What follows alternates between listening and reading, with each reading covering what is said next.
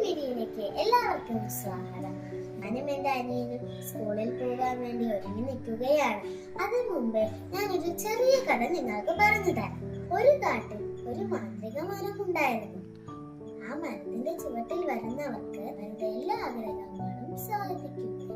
ഒരു ദിവസം അത്യാഗ്രഹിയായ ഒരു മനുഷ്യൻ അവിടെ എത്തി. അയാൾ ആ മരത്തിനോട് തന്റെ എല്ലാ ആഗ്രഹങ്ങളും പറഞ്ഞു. മരം അതെല്ലാം സാധിച്ചു. പക്ഷെ അയാൾ ആദ്യത്തോട് ഇതിനും അധികം കാര്യങ്ങൾ ആവശ്യപ്പെട്ടു. അവസാനം ആ മരം മാറി.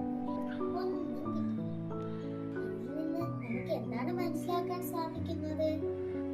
ആർത്തിയും അത്യാഗ്രഹവും കാണിച്ച അവസാനം ഒന്നും തന്നെ കിട്ടില്ല എന്ന ഗുണപാഠത്തോടെ എന്റെ ചെറുകഥ ഇവിടെ അവസാനിപ്പിക്കും.